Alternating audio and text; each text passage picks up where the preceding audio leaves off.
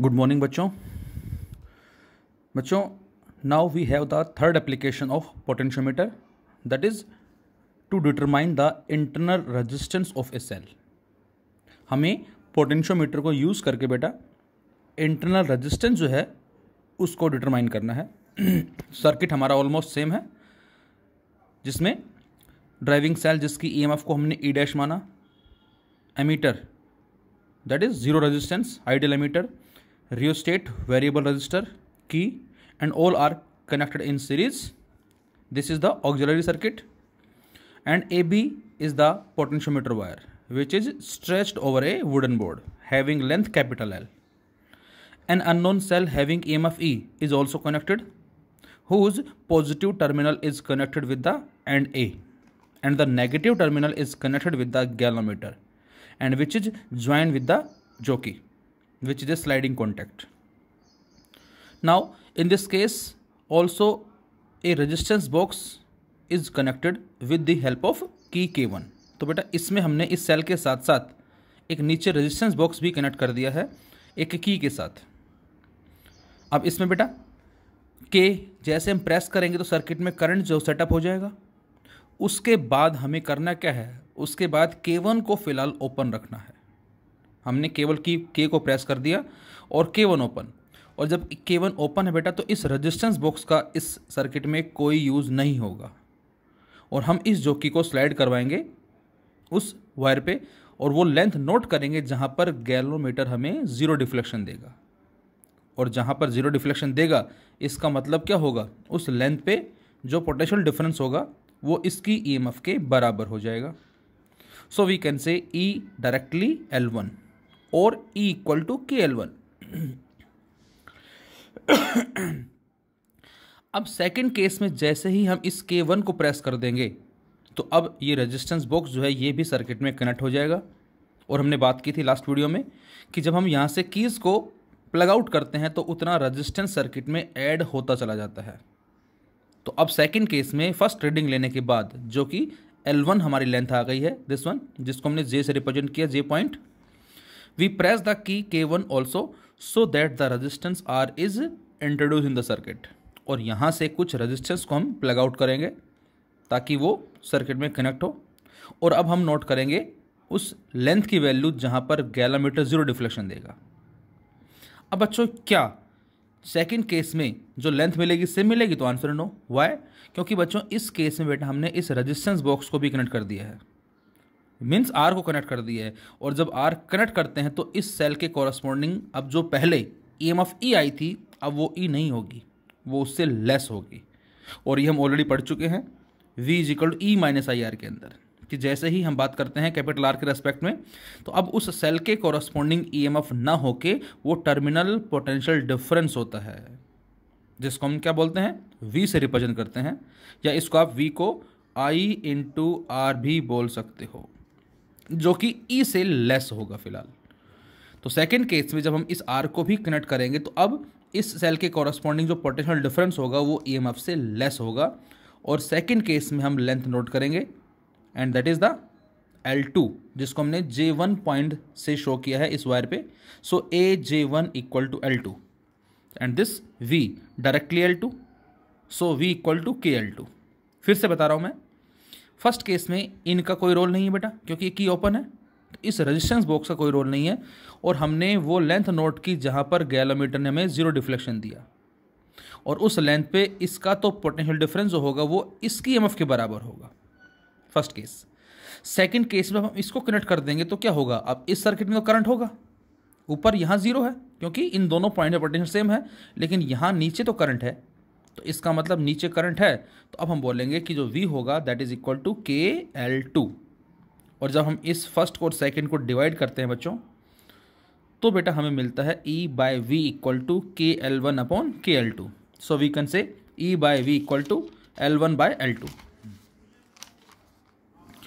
और हमने पढ़ा है V is equal to E minus I R, then I R equal to E minus V, और R equal to E minus V by I. ये हमने पहले भी बात की थी जब हमने E, V और R के बीच में रिलेशनशिप ड्रॉ की थी, और मैंने कहा था आपसे कि हम इस रिलेशन को आगे यूज़ भी करेंगे। तो E minus V by I and this I is V by R. तो यहाँ से हम इस I को V बाई आर से रिप्लेस करते हैं बच्चों, तो हमें मिलता है बेटा E by V minus V by V into R, जिसको कुछ ऐसे भी लिखा जा सकता है। और E बाई वी अभी अभी हमने सोल्व किया है, कितना आया L1 by L2। So finally R equal to L1 by L2 minus 1 into R. तो इन तीनों पैरामीटर की हेल्प से हम इस इंटरनल रेजिस्टेंस की वैल्यू को कैलकुलेट कर सकते हैं। फिलहाल लास्ट ईयर हमने एक्सपेरिमेंट जो परफॉर्म किया था लैब में बेटा, उसके रीडिंग्स मैं आपको शो कर रहा हूँ, जिसमें हमने सर्किट डायग्राम लिया और उसमें सीरियल नंबर है 1 2 3।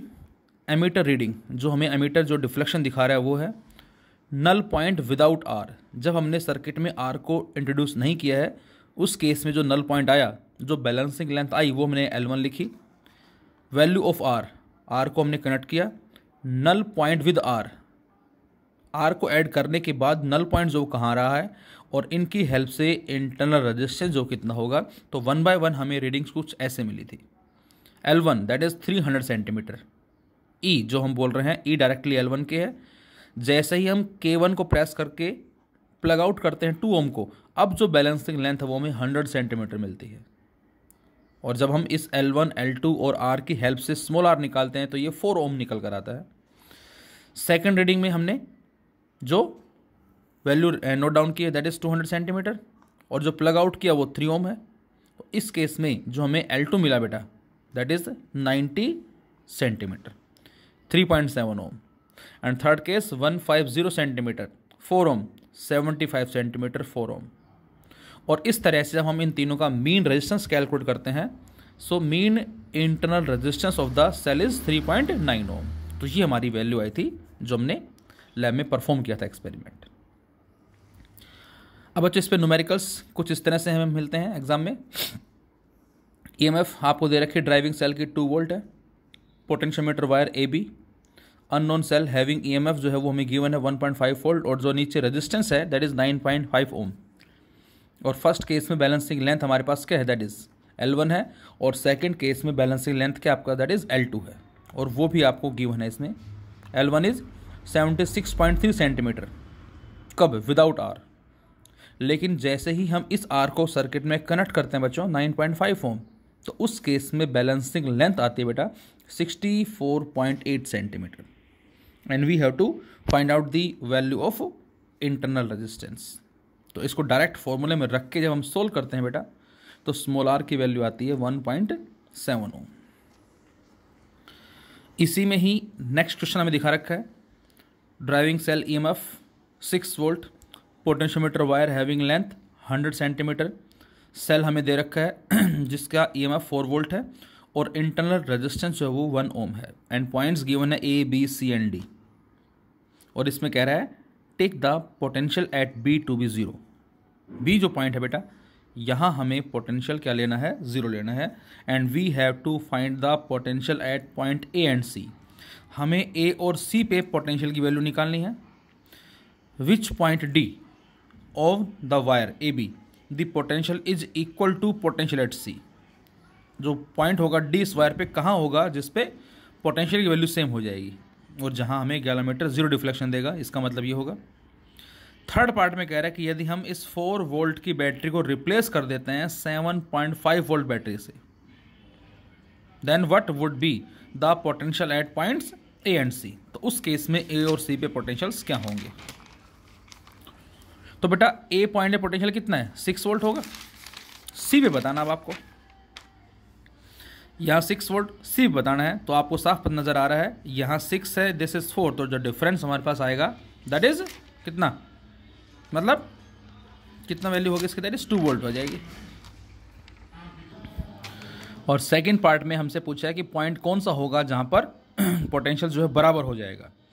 सो बेटा E is equal to K into L, where K is the potential gradient and is the EMF of the unknown cell, जो कि हमें गिवन है 4 volt, this is 4, and this K is equal to follow potential per unit length, that is net V जो AB के cross होगा जो कि 6 है, और लेंथ कितनी 100 है, एंड स्मॉल l। और बच्चों इसको हम सोल्व करते हैं तो लेंथ मिलती है 200/3 सेंटीमीटर। इस लेंथ पे पोटेंशियल जो होगा वो इक्वल हो जाएगा C के। थर्ड पार्ट में कह रहा है कि यदि हम पोटेंशियल जो है हमारे पास किसका, in part third we have if the 4 volt battery is replaced by a 7.5 volt battery then what would be the potential at A and C। अब आपसे कह रहा है कि हमने रिप्लेस कर दिया 4 वोल्ट को किसके साथ, 7.5 के साथ। तो अब क्या होगा बच्चों, तो आंसर है अब नीचे जो सेल है उसकी ईएमएफ ज़्यादा होगी, ड्राइविंग सेल की ईएमएफ कम होगी, तो effective EMF that is -1.5 volt and no such point D exist. और हमने बताया था कि हमें बैलेंसिंग लेंथ तभी मिलती है जब ड्राइवर सेल की जो ईएमएफ है वो अननोन सेल की ईएमएफ से ज़्यादा होगी। तो ये हमारा कहलाता है comparison internal resistance of a cell. तो बच्चों 3 हमने एप्लीकेशंस डिस्कस की हैं, जिसमें फर्स्ट थी किसी भी सेल की ईएमएफ या उसके corresponding potential difference find out करना। Second, compare the EMF of 2 cells. Third, internal resistance of a cell, और उन पे बेस्ड हमने क्वेश्चंस भी कुछ डिस्कस किए हैं। इसी में फोर्थ हमने जरा लिखा कंपैरिजन ऑफ 2 रेजिस्टेंसेस। जैसा कि हमने स्टार्टिंग में बात की थी कि पोटेंशियोमीटर इसके अलावा और क्या कर सकता है, तो उसमें था कंपैरिजन ऑफ 2 रेजिस्टेंसेस। हम इस पोटेंशियोमीटर के थ्रू 2 रेजिस्टेंस को कंपेयर भी कर सकते हैं, जो कि डायग्राम में कुछ गिवन है इस तरह से। सेल हमें दे रखा है, main driving cell, rheostat, potentiometer wire AB, unknown cell, और यहाँ 2 रेजिस्टेंसेज हैं बेटा R1 और R2, और यहाँ पर 1 2 3 हमने कुछ इस तरह से प्लग जो हैं वो नेम किए हुए हैं, नेमिंग की हुई है उनकी। So only plug 1 and 2। जब हम इस 1 और 2 को कनेक्ट करते हैं तो क्या होगा, तो सर्किट में केवल ये रेजिस्टेंस कनेक्ट होगा क्योंकि ये तो ओपन है।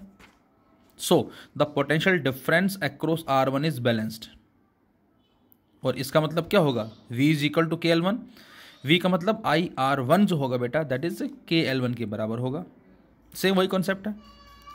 अब सेकंड केस में कह रहा है क्या, कि जब हम इसमें इंसर्ट करते हैं किसमें, 2 और 3, तो क्या हो जाएगा। अब 2 और 3 में प्लग इंसर्ट करें तो बेटा दोनों जुड़ गए हैं इस तरह से, यहाँ दोनों कनेक्ट हो गए हैं। तो इस केस में जो रिजल्ट मिलेगा हमें that is I into R1 plus R2, क्योंकि दोनों सीरीज में है, इक्वल टू KL2। और यदि हम सेकंड और फर्स्ट को डिवाइड कर देते हैं तो R1 plus R2 by R1 equal to L2 by L1। यहाँ से 1 plus R2 by R1 equal to L2 by L1, और इस 1 को उधर ले जाके सोल्व करते हैं तो यहाँ से R2 बाई R1 की वैल्यू मिलती है L2 माइनस L1 अपॉन में L1। ये आ जाता है comparison of 2 resistances.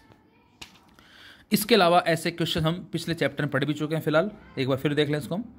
3 resistances given है R1 R2 R3, और यहाँ जो मेन ड्राइविंग सेल है उसकी ईएमएफ E है बेटा, और ये जो ऊपर हमें सेल दे रखा है दैट इज E1, इसकी ईएमएफ हमें फाइंड आउट करनी है जो कि R2 के कॉरस्पॉन्डिंग है। बच्चों सबसे पहली बात, जो करंट फ्लो करते हैं इसमें इसका रोल नहीं लेंगे हम, ध्यान रहे, जो रोल होगा वो इसका होगा, इसको भूल जाए जरा। तो यहाँ पर जो करंट है वो कितना होगा, नेट ईएमएफ जो कि E है upon net resistance R1 plus R2 plus R3। अब मैं आपसे कहूँ what is the potential difference across R2, that is V2, और वो होगा I इंटू R2।